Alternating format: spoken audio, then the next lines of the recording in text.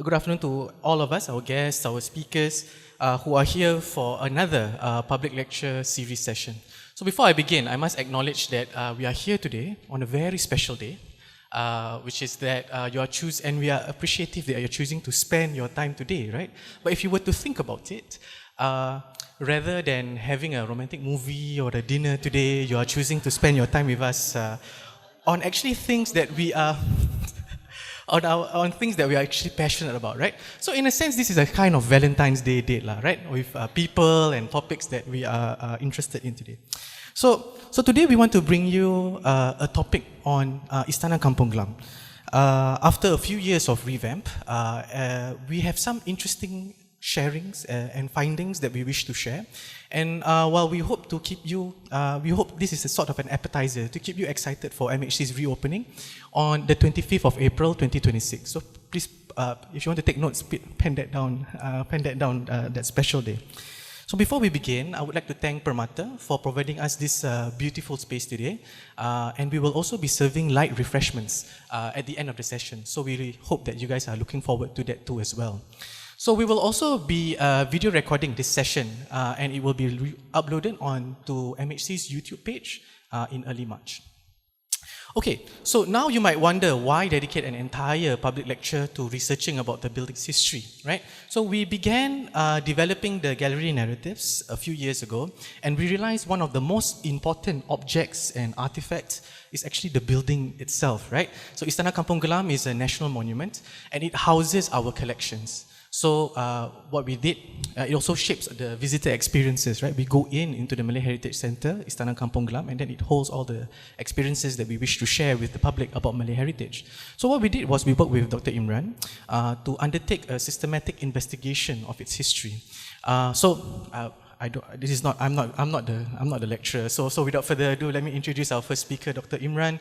Dr. Imran Tajuddin is no stranger to all of us. He's a senior lecturer at the National University of Singapore with a joint appointment in Malay Studies and Architecture. And today, what he's going to do is he is going to share with us some of the key findings about the architectural history of Istana Kampong Gelam. And without further ado, Dr. Imran, please. Thank you, everyone, and a very good afternoon. I rushed here from my niece's birthday party in Hougang. So I really appreciate that all of you are here on, like you said, it's a Saturday, and also for some of you, it's Valentine's Day if it matters to you. It doesn't matter to me, but yeah, thank you for spending your Saturday afternoon with us. I'm very, very happy, very pleased to be given this opportunity to look again at something we take for granted, the Istana Kampong Gelam. I say this at this point about taking it for granted, it includes myself, because if you've read one of my earlier articles, I made the same mistake of assuming, along with Lee Kip Lin, the well-known architectural historian, that the current Istana building was built in about 1843. We now realize that couldn't be further from the truth, and actually the palace knew this. The people in the palace knew this as late as the 1960s. I will show you later. You'll be surprised how come we can forget. Within a few decades, we can completely forget. It's quite odd. But anyway, a lot of questions therefore emerge from this. But let me begin. This is a fantastic photograph, and I begin with it in order to start with humanizing the site back to when it was a palace. Yeah. You can see its domestic environment. There is even a picket fence, very cute, I think. But that is not to over-romanticize it, which is to say that this is post-war, right? And so hardship included the royal family.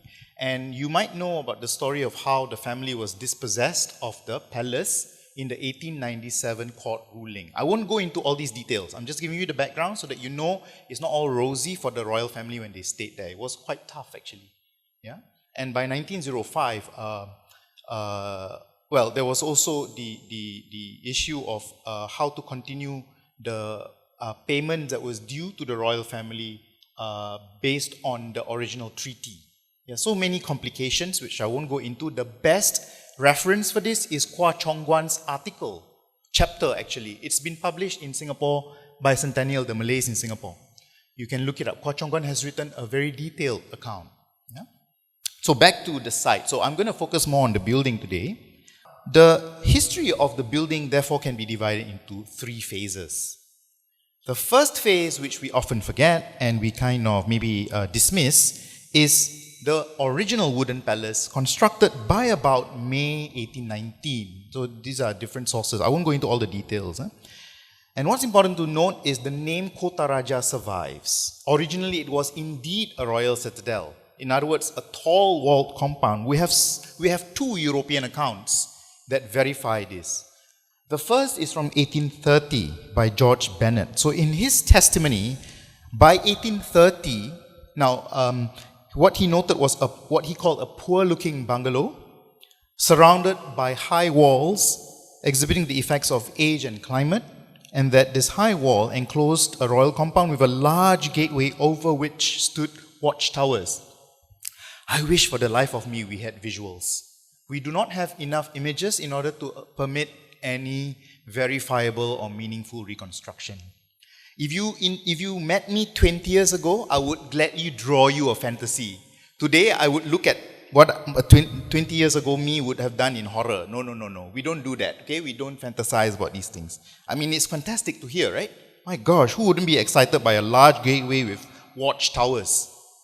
1830, okay? This is dating from, we don't know whether the watchtowers and high walls were immediately completed in 1819. Perhaps they were added on, but by 1830, this was the case. And in 1835, another visitor noted a large rambling atap habitation, and the boundary walls was in chunam, right? So brick with plaster, lime plaster, as well as brick gateways. So it corroborates the earlier 1830 account.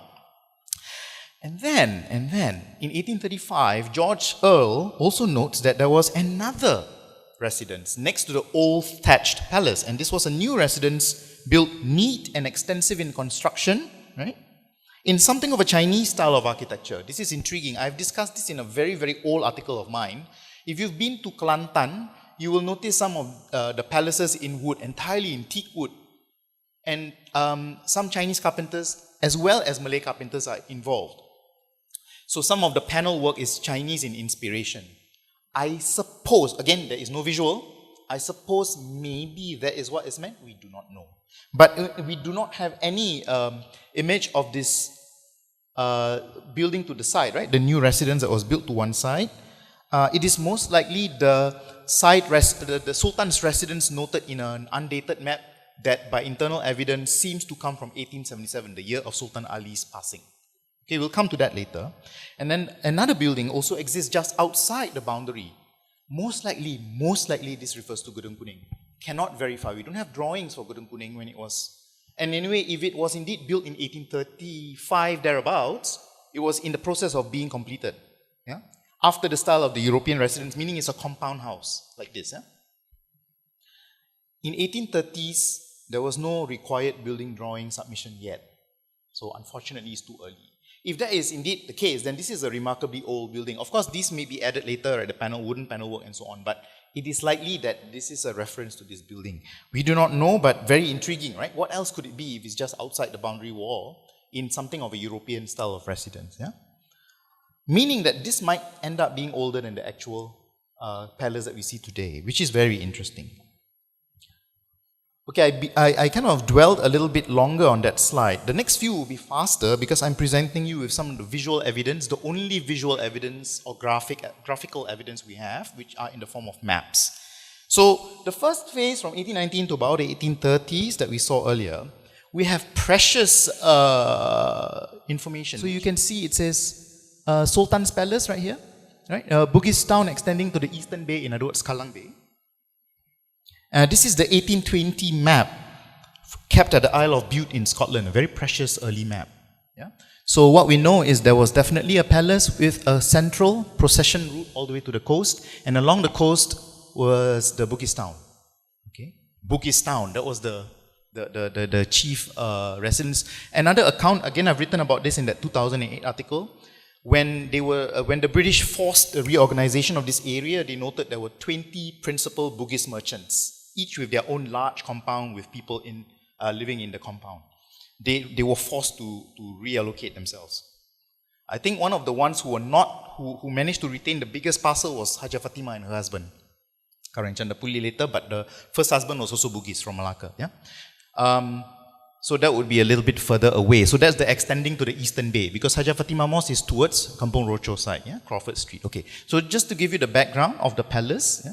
And then of course the well-known Lieutenant Philip Jackson plan, right? So this one is showing us a plan, not actually what was on the ground. And you can see in this enlargement the relocation of the Bugis from extending all the way from what is today the new National Library. The Bugis were there around Bugis Junction. They were made to relocate to this side, right, around Haja Fatima Mosque. And then the Sultan's compound is this rectangular block in this plan with what seems to be, of course, the central processional route is consistent. It appears to be representing here two kind of gateways of sorts, or pavilions, we're not sure. Take note of that, because you will see it in these as well. Some kind of a series of buildings, you know, so you can compare this with actual ground and actual ground, yeah? Like a series of buildings and a center. So we don't have the rest of the details.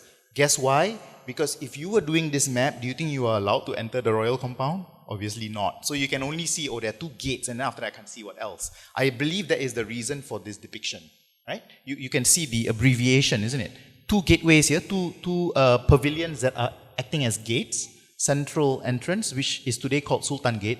And already in this early plan, you see this little box here, right?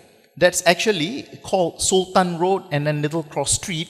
Sultan Road is today called Basra Street, the lower end. And then Little Cross Street, very cute name. Originally it was just Cross Street. And to disambiguate from the other cross street in Chinatown, it was renamed Little Cross Street. It is today Baghdad Street. Yeah, Baghdad Street. So already, you know, the surroundings of the palace. And then some others, 1825 map, again a series of buildings, just kind of indicatively distributed, but you know it's an array of buildings. So it's quite suggestive, isn't it, that is the Sultan's house, or the palace rather. And then there's a plantation behind. I love that. Because when I wrote in 2008, I didn't have access to this map yet. This map had not been published, released. But I wrote that most likely in the layout of a traditional palace, the back of it would have the orchards. And that is probably why it's called Jalan Kelapa, Jalan Pisang, Jalan Pinang, Jalan Keledek, you know, that sort of thing. And indeed, it was a so-called plantation, meaning the royal compounds, kebun or orchard, or taman actually. And then the Bugis town here is indicated, right? And the mosque. Anyway, so you can already see Victoria Street coming in. This is Arab Street, not named here, and you can compare the information across all these maps. The color version of the 1825, slightly clearer, but basically repeating what we saw. And the next, this is actually entering phase 2. So I'm going to bring us forward. The final map from the first phase is that of the survey completed in 1829 by G.D. Coleman himself, published 2 times in 1836 and 1839. So those of you who are very familiar with the maps, you'll know this 1836 and 1839 maps. It's actually from a survey of 1829 by G.D. Coleman. You can read it in the fine script at the bottom right of these maps. So this is the best because it has all these street names, remarkable, all gone of course, around Haja Fatima Mosque, which should be here, Jalan Ramai, which was later renamed Java Road, right? Java Road, Palembang Road, Minto Road. Right? So originally it had all these Malay names, and Jalan Sultan was called Jalan Melintang. But what's important for us is Sultan's premises. You take note of this boundary because it reappears in the subsequent maps, yeah? And you can compare it. Now this is the map that caused all the question mark that led to the reassessment that then led to me also realizing that there are all these reports saying that it's built in 1890, the current one. Okay, this is the one. So the puzzle that is presented by this map is that there is a detail here that says Sultan's residence at this small corner, not the center of the compound where you expect the palace. And then there's also a Sultan's court. Yeah? So that I'll come back to this again.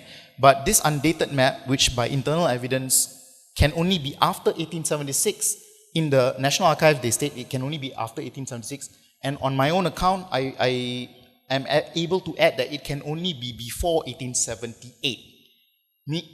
From internal evidence. So if you take what NAS already knows after 1876 and my finding that can only be before 1878, very nice, we get 1877, and so happens 1877, there is a strong reason for somebody to do a detailed survey like this with all the names of owners, and that is the year of the passing of Sultan Ali. Sultan Ali passed away in 1877, so I think they were trying to look into who owns what, okay, in the Sultan Hussein estate that is under Sultan Ali. Sultan Ali was known in the period from 1850s to 1877, his death, given out a lot of leases for the subdivision of the royal compound. So this was an accounting, so to speak, a survey. Very important map that we got from the National Archives of India. Yeah. Anyway, so very exciting stuff actually. So now we enter phase 2, we have maps from 1846 and 1854. Now if we compare them with the subsequent two, 1857 and 1860, so a set of 4 maps. This is from the transition period. Why is 1840s the transition? Because of this. Yeah. So Sultan Hussein left for Malacca in 1834, right? He passed away the following year in 1835. His son was still a minor, Sultan Ali. When Sultan Ali came back to Singapore in 1840, he was only either 15 or 16 years old. He was a teenager when his father passed away in Malacca, meaning there was a period of absence. So when George W. Earle made those observations in 1835, all those construction projects, it was the last few projects done by Sultan Hussein before he passed away in Malacca. It was construction projects of Sultan Hussein in absentia. He wasn't even here. Do you realize what is going on, yeah? All that flurry of activity. And of course, Sultan Hussein was also known to have fallen into quite a bit of debt. So I think it was to fund these construction projects partly, and many other reasons, right? So I think we can piece together a very interesting and complex story, what was happening at that time. So then Sultan Ali returns. Now this is the assumption we had, that the current palace is built around 1843, but not true. What happened is that there is a building though in the center of the large compound in the 1846 and 1860 maps, but we don't have sufficient evidence on the type of building. This is obviously rebuilt by Sultan Ali. So this one is 1860, right? Sultans, there's a house there, isn't it? This one doesn't show the house, but it says residence of the Sultan of Johor. And then this, again, blank. Not that there is no building, because we know there is a building right there. Yeah, this is the 1846 map, meaning when Sultan Ali came back in 1840, by 1846, the map indicates he had rebuilt a building there. It's not the same as the large, rambling Atap house that had been left behind in 1834. So by 1840 something, Sultan Ali most certainly rebuilt something. But it appears not to be the current building. There was another building there. Okay, so as this comparison also shows, whether a map indicates a building or not is not final proof of its existence or non-existence. So don't take a map as firm evidence. That's just a caveat. Yeah. But I hope you kind of follow what's going on here, right? There is definitely a building here, right? Definitely a building here, Sultan's building, but it's not the original palace. It was something rebuilt by Sultan Ali when he returned to Singapore. We don't know exactly the nature of that building. So then we come to the present form in the next few slides. The rebuilding or new building in 1890. We have 4 key newspaper reports, the undated map that is from circa 1877, as well as the 1893 map that we'll look at together, okay, to piece together the 1890 rebuilding. And I want to point out that it's not just the palace. The royal family, the immediate royal family, built many other structures. We've already talked about that side residence of sorts, right, in the 1877 map. There's a Sultan's court, also in that same map. Assembly room, there is a drawing, 1890 drawing by Tengku Mahmud. There is the Gedung Kuning, an addition and alteration, not the original construction, but addition and alteration by Tengku Mahmud in 1893. So was it originally built in a smaller form, or rather the core form? That means the core, the center here is from 1835, maybe, and then augmented. Because we know from the A&A, many additions were made to this building to what we see today. So it appears a core building maybe by 1835 and then added on to, especially the back. The drawings that we see from these A and A, we call it. Addition and alteration are mostly the back, to give more rooms and halls. And then, of course, Pondok Jawa, by 1893, we see it on the map. And quite likely, it was already there with Gedung Kuning in 1835. And there is a Tengku Ali's bungalow featured in Lee Kip Lin's Singapore House book, 1899 drawing, at Serangong Road. It's spelled Serangong properly, the Malay term Serangong, not Serangoon. That's the British garbling. Serangong Road. Yeah? So the Tengku Ali, not the same Tengku Ali, but the grandson, also named Ali, Tengku Ali. Yeah? I will just show you the visual evidence. This is the 1877, the undated map that is from 1877. It says Sultan's residence here in this corner. It's corroborated by other maps that show a building there. There's a proper building there. So in 1835, remember, George Earle said that there was a building built beside the old thatched residence. So it seems to be this one, the residence. The residence was still there when this 1877 map was made around in the year of Sultan Ali's passing. And then you have this Sultan's court right in front. It's opposite us, actually. This is the front, right? So opposite us, where the CC building is today, there was a Sultan's court. Lost, okay? Because when they built the CC, obviously whatever was there was taken apart. Yeah? And we can compare different maps. So 1857, this was the boundary. Remember the one that says residence of the Sultan of Johor? This was the boundary of the plot. The 1829 map had this boundary, and the 1893 latest detailed map, which we're going to next. This is the 1893 map that finally shows the building footprint of the present Istana building, which is a corroboration of the 1890 thereabouts construction that we see in newspaper reports and other sources. So without a doubt, there was a rebuilding in about 1890, yeah, to give you the current building you see. We are here at Gedung Kuning, G. C is the court, that's the court. The 1893 map is the best, but the 1893 map surprisingly does not show the residence. There is another map, two other maps later that shows you the residence. So even the 1893 map, good as it is, omits some things. It's so frustrating, like why did you, neglect to draw it? It's there. Obviously it's there because later maps have that residence. Just remember there's this residence that isn't drawn here, but it reappears in later maps. Yeah. And then this is the court, the Gedung Kuning, and the Pondok Jawa is here. Yeah, so all the complex of buildings that you see. I also want to point out that 1893 map is precious because it says Kampong Sultan, my favorite. And of course, Kandahar Street was still called Kampong Melayu. The road name for Kandahar Street is simply Kampong Melayu. Right, so Kampong Sultan is its entire area, and the street of Kandahar Street is Kampong Melayu. Beautiful. Yeah, beautiful, I thought, in terms of nomenclature. First piece of evidence, out of many, many newspaper reports. The year of Tengku Alam's passing, 1891, there is this newspaper report which talks about the fact that the building was handed over just the previous year, 1890, from the British government to Tengku Alam. This newspaper report favors a narrative which emphasizes British colonial government's agency in constructing the palace. Suspend that for a while and look at the next piece of evidence. This one says British government built for Tengku Alam, correct? Okay. This is Tengku Ali. This is the Tengku Ali who at that time was 14, and by 1899 he was age 22. He had already built his own bungalow at Serangong Road, yeah? So previously it says British government, right? Okay, look at this one. 1897 court proceedings, direct quote.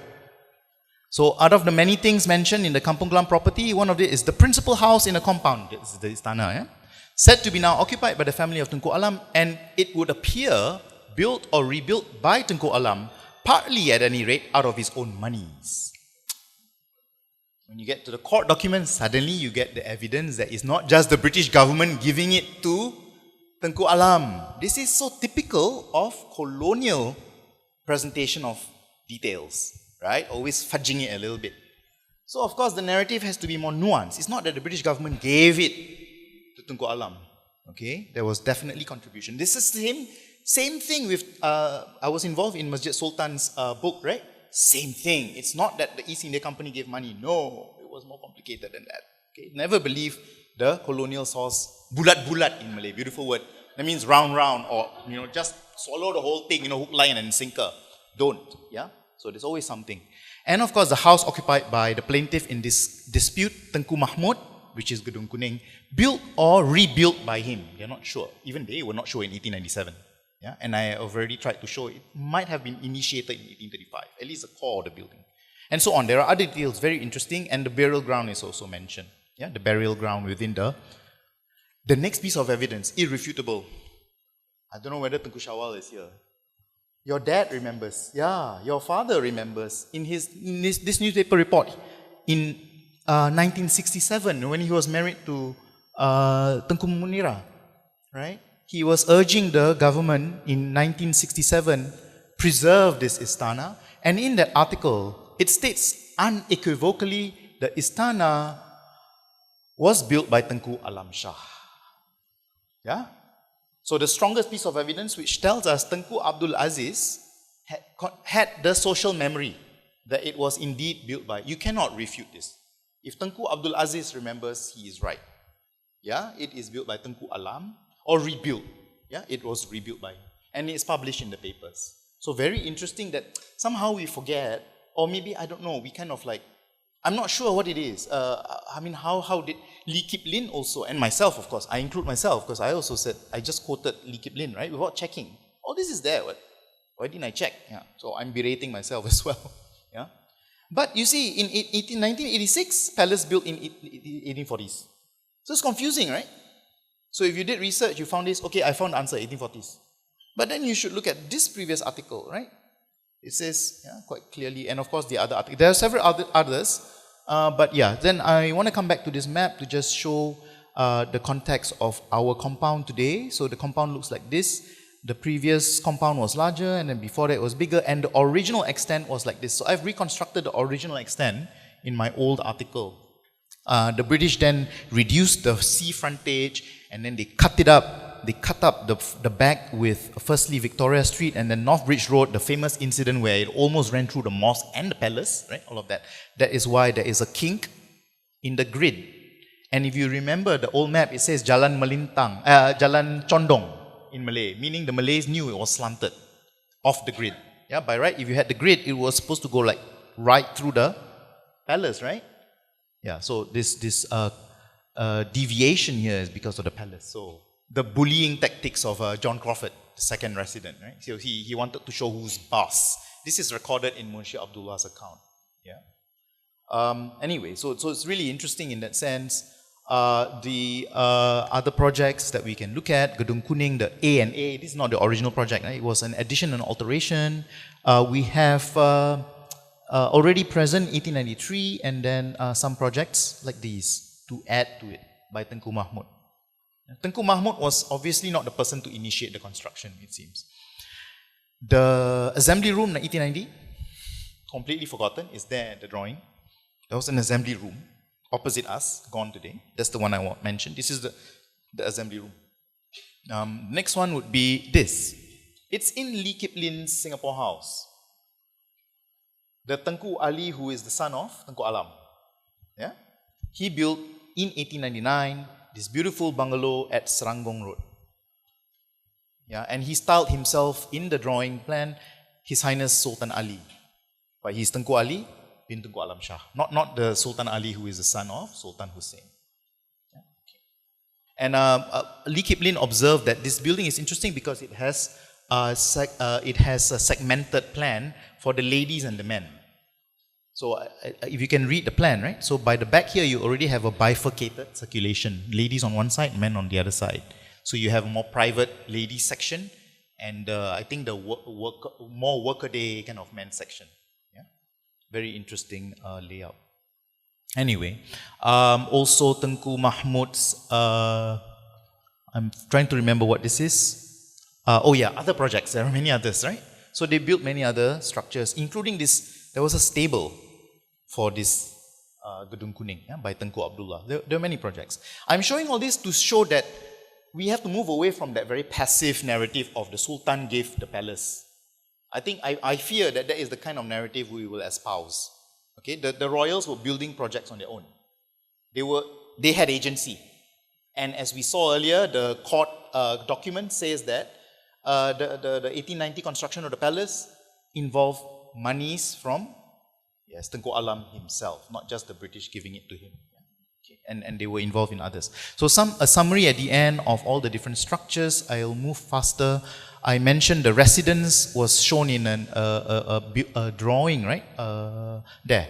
So for example, this is a 1918, and 1893 one fails to show it, right? It's very detailed otherwise, but it doesn't show the residence. Here it is, 1918, in case you didn't believe it.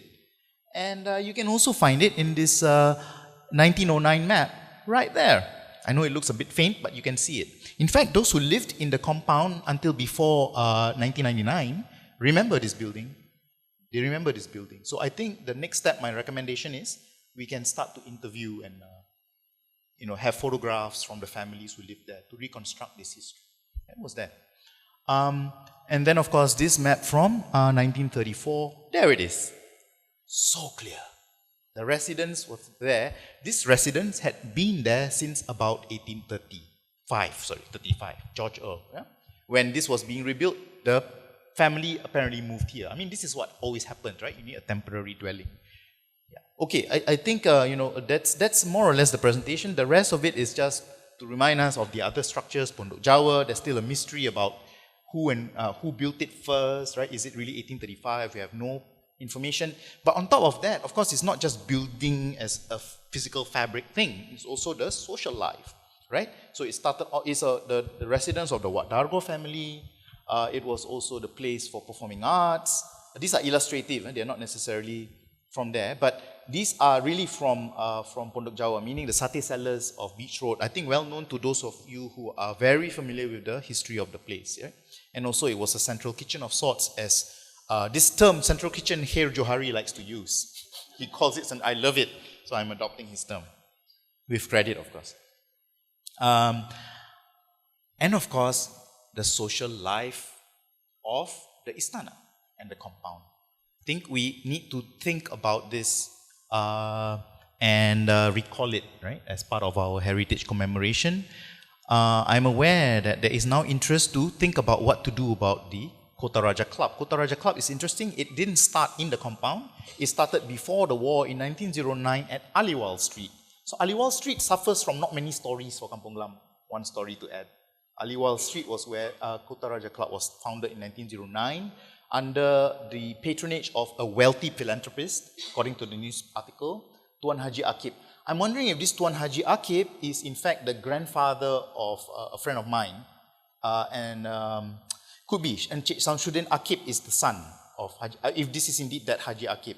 They were Palembang Malays living at Aminto Road. I think. I'm going to try and find out. If it is true, then there's a magnificent photograph of Tuan Haji Akib looking like some wealthy gentleman on a rickshaw. Okay, he was sitting like that, with a rickshaw puller. So it might be him. After World War II, it moved to the Istana Kampong Gelam grounds. The clubhouse was built here, this one that you see, under the auspices of Tengku Hussein bin Tengku Ali. Yeah, so I think we need to give credit where it's due. All of these initiatives, there are many repercussions, such as Sepak Takraw, having a home to celebrate their adoption of rules when it became an international sport. They used the Istana grounds. So it's very much a social space as well. Wrapping up, so this is Surong. Surong is something like our space here. Surong is the upstairs front sitting room, if you like. Yeah. So this is the Surong of the Istana. These photos allow us to recall it was a lived space. Yeah? Today, of course, when you make it a museum, you can't sense that anymore. That's the dilemma, I think, when you convert something. You might notice Tengku Abdul Aziz in 3 of these photographs. I believe this is him. Yes, this is him. You can recognize him, and he is here in this photograph. Yeah? Anyway, this is another very famous person, actually. I believe, isn't this? No, somebody might be able to recognize. I don't want to say the wrong name. I believe it's Tengku Abdul Qadir, but I'm not sure. I believe so. This individual right here. I might be wrong, so I need to check. And then the annex building that is gone, this one. This one, there's a proper annex which obviously was a kitchen. Yeah, but by the time you get to the 1950s onwards, it became a dwelling. Yeah, it was part of the dwelling. Okay. And I want to end with this. Okay, so these are just two images I highlight from the many that we can use. The Istana grounds was almost like a venue for public events. Well, not almost like, what am I saying? It was a venue for public events. It was a venue for public events. Two of them here. And the long list, just want to show you. This is just a selected list. Okay, so many events took place at the Istana. So many. And I stopped at 1948, there's more. You know, and then we don't end until much later, and I'm not going through the details, but look at that. So many, right? So many important, you know, they're quite key, you know. Of course, everybody knows about the Singapore Malay Union. It was founded there. There was Poppy Day, there was Maulana Alim Siddiqui who gave a lecture here. The first Maulud Children's Party was held there. The Muslim Association to welcome Governor Shenton. Shenton Way is named after him. Right, and so on. So, what are the highlight that I wanted to say would be Arab Association AGM after the war, and then Indonesia as well as India-Pakistan Independence Day. This is about the post-colonial, right, the decolonization era. So there's so much to unpack for the Istana beyond the architecture, and I think finding out that it was rebuilt in 1890 does not detract from its heritage significance in any way. In fact, it shows that it has a layered history with a social and family continuity, right, across this whole time period. So I want to end on that note, and thank you all for listening. Yeah. Thank you, Dr. Imran, for the overview. Even when I joined the Malay Heritage Centre a few years ago, one of the notes that was passed down from our previous curators, we always have notes. The pile of documents I got from Lily was that this was the third iteration of the Istana, and Dr. Imran has already given the overview of the three phases of the three architectural phases of the Istana.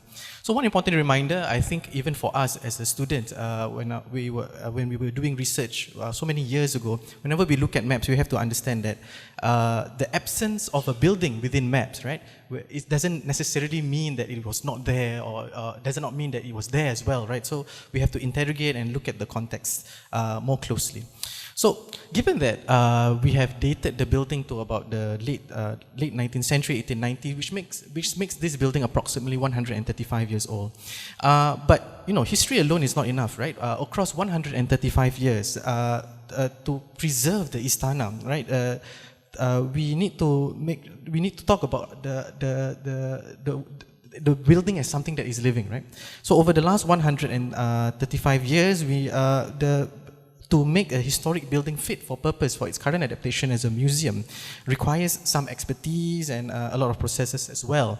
So now let me introduce our next speaker, Farzan Aziz, who is our manager of development projects. So what Farzan does is that he oversees museum development and conservation works, including projects that historic buildings that have been turned into museums. Farzan's background is in architecture and interior design, and we have been working closely with him over the last couple of years in the redevelopment works of the Malay Heritage Centre. So Farzan will share a little bit about the technical aspects about adapting heritage buildings for contemporary museum users. Without further ado, Farzan, the floor is yours. Thank you everybody. Thank you, Dr. Hadi, for inviting me and giving this opportunity to share more about my project, which is Malay Heritage Centre. Unlike Dr. Imran, I'm not a historian, and I need to rush for my nephew's birthday party later. So I'll try to keep it short and sweet. Yeah, I'll try to keep it short and sweet for everybody. I try to keep it light, although it might be a little bit technical. I try to throw in some simple analogies for ease of reference. So I'm from NHB, National Heritage Board. We have 5 museums that resides within national monuments, and 4 of which are either going through major conservation works or have already done major conservation works. One of it is definitely Malay Heritage Centre, which one of the main challenges is definitely trying to navigate through different challenges of housing contemporary museum standard of international standards within a 19th century old building. Okay, I mean the problem statement is there. Although I'm not the expert, I work with a team of consultants and conservation specialists, definitely, to undergo and navigate through the different building codes, preservation guidelines that we have to follow through with PSM under our belt. And Housing and Contemporary Museum, the requirement is quite niche, where they need to control their need to regulate the temperature and relative humidity within the museum in order to preserve the artifacts or national collections within the museum themselves. And also this requirement is also to secure loans from overseas, artifact loans from overseas. So we need some for a substandard, a different standard which is internationally recognized. Okay. We started the conservation journey with a dilapidation survey conducted by our conservation consultants. So, based on the report, it shows visually, as you can see, some of the surfaces, the wall starts to crack. You can see some of the wall starts to blister, paint starts to peel, and these are all resulted from some of the damp marks that we can see on site. I think the photos are a bit too blurry, but you can see there's a lot of spalling concrete over here. On top of that, we also see timber rotting, especially on the timber windows. Some of the so-called open, some of the objects on the open display also starts to mold. So what has caused these symptoms to develop within a heritage building? The major culprit is definitely water. I'll try to be less technical as possible. In terms of context for the site, Malay Heritage Centre, I believe, is used to be near to the coast, I think based on the maps earlier, and the water table is suspect to be very, very high. And this is supported by, we had a piling works that we did, that we had to pile 33 meters deep, which is only for one floor building. That's almost 8 times the length which is required. Meaning is the soil is very, very soft, and very wet. And a building like Malay Heritage Centre from the 19th century is made out of, is constructed based on porous materials such as brick walls, lime materials, where it's susceptible to water penetration. And the water, there's a natural phenomenon going on at the foundation level where water starts to seep in, groundwater starts to seep in within the capillaries. Similar to a sponge, the water starts to seep in, bringing in all the groundwater salts and minerals into the capillaries of the wall. And this so-called natural phenomenon happens daily, on a daily basis. And when the regular temperature changes from day to night, water starts to evaporate, leaving the soluble salts within the capillaries of the walls. And these accumulated salts results to accumulated damage within the cracks that results to all these bricks being disintegrated. As well, we can see a lot of damp marks within the walls. And once it evaporates, you can see that it starts to develop salts, white residues here on the brick walls itself. So on top of this natural phenomenon, we believe during the previous restoration works, I think back in the 2000s, there were some interventions, structural interventions and mechanical engineering interventions made of incompatible materials. So the photo is a little bit small, but you can see there were metal bracing on the arches, and we introduced metal conduits within the walls as well. So this metal has a reaction towards the damp masonry that is already very wet. It starts to corrode, and once this corrosion is there, it starts to accelerate all this brick in disintegration. Resulted the building to have paint peels and wall blisterings as well. So how do we mitigate this problem? Of course, we need to mitigate the root of the cause, which is the water coming from the ground. There are multiple treatments during the conservation interventions, but I'll only mention 2 of the most major ones, which we believe will help to extend the longevity of the building.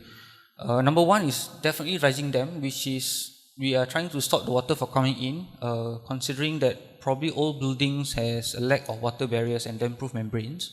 So this kind of chemical intervention actually creates, we have to drill holes between the foundation level, which creates a layer of waterproofing, invisible waterproofing, which will which will prevent the water from rising up. Secondly, once we are satisfied that the walls moisture levels are at acceptable levels, then we start to mitigate the salt problem. So the salt problem is another treatment. It's called salt extraction treatment, where we apply these clay-based poultice. To put it easily, it acts like your face mask, where you put on for 30 minutes. Then once you remove, all your impurities will be removed. But instead of 30 minutes, this entire process took 3 weeks. And also, just to share, for Malay Heritage Centre, we went through 4 rounds of rising dam treatment for for majority of the walls. For salt treatment, we went through 3 rounds. In comparison to other museums such as the Peranakan Museum and National Museum Singapore, as well as Sun Yat-sen, they only went through one round. So that shows how much damage MHC has, probably because of the high water table, which we suspect. Last but not least is after we do these 2 treatments, there are other treatments, of course, to make the brick more compact, to remove all the plants that grows inadvertently within the masonry walls. We had to plaster back with a breathable material. So unlike typical buildings, typical modern buildings, we use concrete, but for heritage buildings, we have to use more porous materials such as lime plaster. This is to allow water to be dissipated, and in order to avoid the water moisture from being trapped inside, and this problem will keep recurring. Everyone okay so far? A bit too technical, but I'll try to make it easy for everybody. Yeah. Okay. So on top of the materiality, we'll talk a little bit more about balancing between preserving the building heritage, architectural characteristics against the prevailing building code, as well as the museum requirements that we have. Of course, fire safety is paramount. We have to comply regardless. Although we are quite happy that the authorities actually allow certain conditional waivers that we can accede to.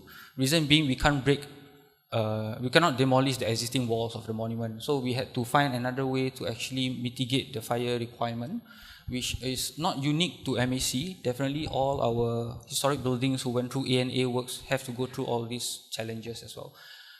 Accessibility requirement in particular, I think the museum requires us to have a direct access for handicapped users, which is not something major, definitely. I mean, every museum needs to be inclusive to everybody.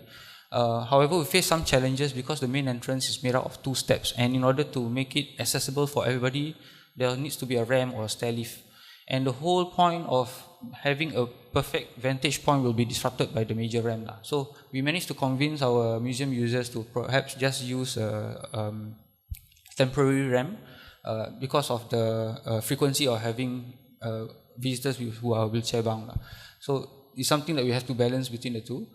Conservation guidelines is definitely a guideline we had to adhere to by our Preservation and Sites of Monuments Act, PSM. So all the architectural characteristics will have to be sensitively conserved, as well as we have to work around it in a way, just to show the characteristic after the revamp. Sustainability initiatives is also a big challenge for us. Reason being, museum requires us to be 24/7 with 24/7 regulated temperature and RH control, which for government agencies, they are a key proponent of green initiatives, definitely, but you have new buildings trying to go for net zero, trying to go for super low energy, which is very challenging for old buildings. Although with all those challenges, despite all those challenges, we still managed to get Green Mark Gold Plus, which is a minimum for public buildings. And for museum requirements, again, I think our next speaker might share a bit more about the integration of exhibition design within the museum building. So overall, the entire challenge is definitely having the different consultants, inclusive of architects, engineers, and conservation specialists, to find innovative ways to actually draw out solutions in order to comply and satisfy the user requirement, as well as to satisfy the preservation guidelines. So basically, it's a juggling act for this project. Definitely, it's not unique to MHC, but there are certain things that are unique to MHC because of the low level ceiling that we have at level 1. So overall, this is my last slide. I think just to jump back to the conservation treatment, it's not meant to be a permanent solution, as you know. It's meant to be a stopgap measure, or perhaps to extend the longevity of the building before the system starts to come back. And it aligns and dovetails together with our content refresh cycles, perhaps every 15 to 20 years, to stay relevant in terms of content. And on top of the building materials, we also have to come up with a customized maintenance regime. Unlike typical buildings who can hire any facilities management contractor to do jet washing for every location, we have to actually come up with a manual for our estate staff to actually follow through in order not to accelerate any of the deterioration later on.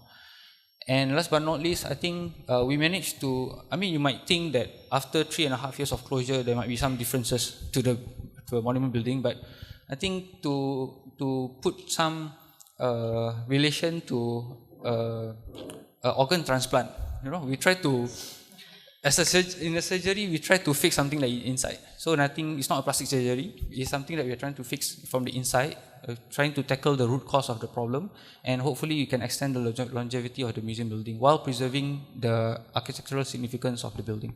Thank you, Farzan, for outlining the technical realities of adapting a historic building. I must say, even as a curator, given my architectural background as well, when we do have a lot of conversations amongst ourselves in restoring the building. Questions are related to what is the building history, why are certain things, these are some things that we found. Can you explain this to us? Can you give some inputs? And actually, it's never a straightforward process, right? It involves information, involves decisions have to be made with imperfect information, right? So as we come up with new information, we have to adapt, and we have to think about the cost, contemporary requirements, fire safety is another whole different kind of beast that we have to often juggle and sometimes fight about. No, not fight, argue nicely over the table, right? So whilst Farzan's work prepares the building to be a vessel, right, in order to make it fit to be used as a museum, there is also, this is where exhibition, design and curation come in.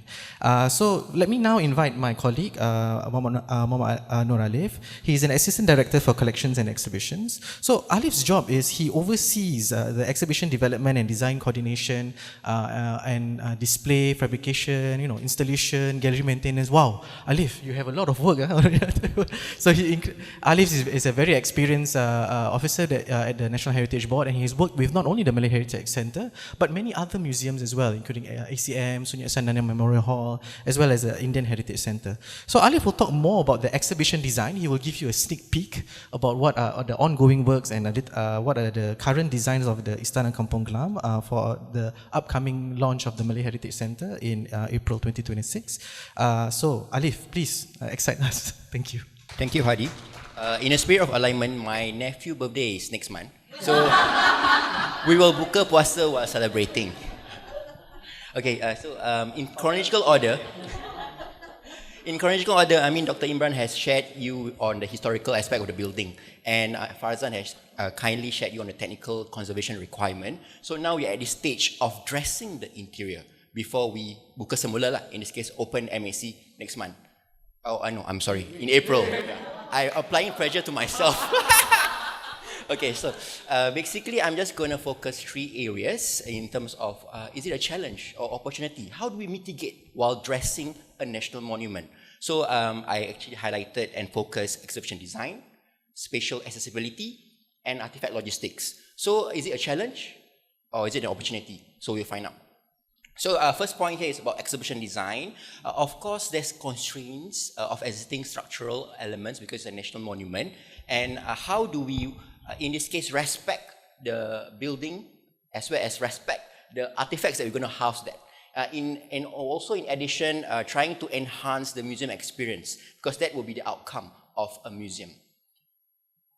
So in this case, as you know, Malay Heritage Centre, we have these beautiful arches. So we are trying to celebrate the existing architectural features. So we are really highlighting this aspect of archway, which is the architectural features, because we felt that it's key to establish consistent visual cues, consistent visual interpretation, so that visitors do not just appreciate the storytelling of artifacts, but also appreciate the building narrative. So this is the team here has been tirelessly working on that aspect. So we have enhancement in terms of the museum experience. It's more holistic, it's more comprehensive and immersive. Yes, still on the arc, we will welcome you with arc-inspired welcoming floor embossment. Currently, this is the state right now. This is the state of the arc. So we invite you to come in April. You will see it beautified by some metallic hues. There will be some dramatic lighting. So this is a consistent motif where we will welcome you and it will be presented throughout level 1 as well as level 2 of the permanent galleries of Malay Heritage Centre. Again, arc-inspired museum text panel. We just felt that, it should be consistent. Remember the visual cues, the visual interpretation. So this is something that we would like a visitor to experience. While admiring the artifacts, you are also admiring the narrative of the building via these design elements and cues. Yes, again, on ARC, we are trying to, working with the designers, of course with the curators as well, we try to inspire the design with showcases. This is something that you would see at level 1, and this is something that you would see at level 2. It's a ARC-inspired center stage where we will house all our beautiful textiles. That's my first point. So second point also is as equally important as the first point because in terms of spatial accessibility, historical building is not meant to be a museum. So how do we repurpose at the same time thinking about how to maneuver all this accessibility and try to limit the kind of constraints and limitation. So we won't design with modern visitors flows in mind. So this is certain things that we mitigated. As the Taman Warisan, as well as maybe the Asian Civilization Museum, we also have like building like the Peranakan Museum. There's many rooms, so there's sequential room navigation. Before you actually go to a destination, you probably have to pass through many different galleries. For example, at ACM, before you want to go to the special exhibition, you probably will go several galleries depending on where, like probably from level 1 or from level 2. So this is something that I think as designers, even the team here, the curatorial team, my team collection exhibition, we have to really walk through the spaces. It could be before we close or before we do construction, we would have, in a way, trying to have different hats and do this kind of floor markings, floor visualization to achieve what is essential and what is actually something that is crucial for our museum visitors. In terms of like a family of 4 versus academic is different. So we try to focus on these aspects.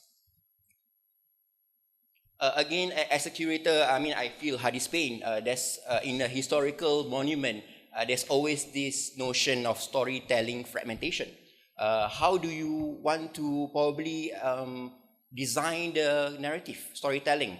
Is it through chronological? Is it thematic? So where do we start? Previously, as you know, we start at level 2, and now we actually start at level 1. So this is something that I think we should plan meticulously from the start. As you know, a revamp can take a typical 2 to 3 years. For MHC, it's about there. This is something that we have to visualize in mind. Although, yeah, it's sometimes difficult to visualize through 2D drawings or even difficult to transpire in terms of wordings. But this is something essential to have that visual exercise before we embark on the construction. So in this case, I think it's quite systematic. This is something that I think the team in MHC also is working tirelessly to probably have a visitor guide And then we have docents over here as well to help us in terms of the storytelling, the sequential narrative, which I think these kind of stakeholders will be helpful for a historical monument like Malay Heritage Centre. And I think for Malay Heritage Centre, it's quite lucky that we have a spine. If you remember, it's this rectangular space before you actually go to rooms on the left and the right. So for Malay Heritage Centre, this spine is like a breathing space. It could also be a narrative reset point. So I think another good example of a national monument would be the Peranakan Museum, because over at the 3 levels, you are actually centered by a airwell, and there's also the staircase. So I think we are quite lucky in terms of Malay Heritage Centre. We have that spine, and for Malay Heritage Centre, when we open, the spine would be something like we will produce and offer tactile designs, interactives, as well as breathing space for us to just reset, because you'll probably be overwhelmed with all the different narrative of the galleries. Last point, this is currently my team and curatorial team is embarking right now. We are addressing the museums with artifacts, and particularly for a historical monument, it's challenging because the absence of service infrastructure. We do not have a loading bay. We do not have big doors. And it's something that I think we only have a passenger lift. So we are quite limited by all these constraints of infrastructure. This is what we did. I think it was 3 months ago. We have large showcases components. We have fabrication items where we need to hoist them from the window. It's through the veranda in this case. And then we need to actually assess the safety protocols. Is it dimension constraints? We have to actually meticulously plan as well in this case for such large object. The image on your right, this is actually from Sun Yat-sen. While we were doing the installation of a letterpress at level 2, we have to deinstall it from a window. And I don't think it's a green initiative because we have to cut the bushes and the trees over here as well. So so I think this kind of thing is, we have to work with the curatorial team, of course the conservators in mind as well, on how to safely deinstall or install these kind of artifacts. There you go. I think this is something that we did in terms of installing big pieces up to level 2, and then how we also deinstalled them back then 2 years ago. As you know, it's a narrow corridor, so we probably have to tilt awkwardly some of these artifacts. It may cause stress, I mean, not just to the artifacts, but also to the personnel involved. Yes, again, we probably have to be quite flexible. I mean by flexible in a case that we have to do protection. We have to think about all those considerations, working with the conservator team, curatorial team, and of course the art handlers. I think I will, in summary, to actually design or dress up interiors in National Monument, we just have to think about this cohesive exhibition design language. For MHC, we do have the gold accent, we have the copper accent that you will be wowed by when we open. So this is acting our unique selling point for Malay Heritage Centre. And secondly, in terms of accessibility, we should also, in this case, try to limit the spatial tension. How? So in this case, yes, we have consistent visual cues. Even the wayfinding, we do have gold accent. We have arc-inspired design. So these kind of elements, you don't see clutteredness, but you see a consistent design language throughout. And lastly, of course, when we plan artifact installation together with the curatorial team, conservator, and yes, the Farzan's team, like from development projects, it takes 2 to 3 years planning. Besides the artifact list, as most of you know, we also have to think, what can we actually install? What can we install? What will be good for this space? So this kind of actual exercise is crucial for the team to realize what the space is going to be now. A museum that is inclusive for all to enjoy and admire. Yes, can I have some bonus slide? Yeah, I think, sure. Okay. Currently, we are doing artifact installation with Hadi and Shafiqah. So these are behind the scenes, what's happening right now at the Malay Heritage Centre. So this is level 1 galleries. Yes, we have installed artifacts from different mediums, textiles, silver, objects. We're working with the conservator team as well to actually design them properly in terms of mounts, secure them properly. We work with we try to enhance in terms of innovative mount method. We try to keep updated in terms of technology. So this is something that I think the new Multimedia Center will be presented for all to enjoy. More pictures of level 1 galleries, a lot of this is the behind the scenes where we do mock-up. I think there were several rounds. We will always try to achieve the best kind of results. I mean, yes, there's renders, but I think this is the fun part for curatorial team. This is level 2 galleries as well. We have a lot of kind of paintings. We float certain objects.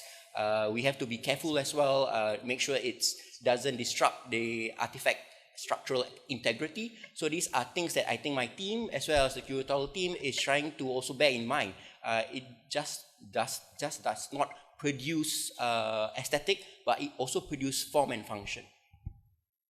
And then we also try to incorporate new ways of displaying things, but at the safest way. We incorporate new gobos, lighting. So this is something that you would see akan datang in April at the Malay Heritage Center. Terima kasih. So what we have seen today is that transforming an istana into a museum is not linear, right? It requires, on the one hand, historical research, it requires technical conservation, and then it also requires curatorial interpretation that we have to juggle with our exhibitions team in order to make it into galleries that can present the rich history of the Malay community in Singapore. And Aliff has, fortunately, with the bonus slides, given you guys a sneak peek about what we will see on the 25th of April. Even through the pictures themselves, there were so many things that I was whispering to Dr. Imran about. We come to the end of our session, and we hope that we will look forward to welcoming everyone when we reopen on the 25th of April, 2026.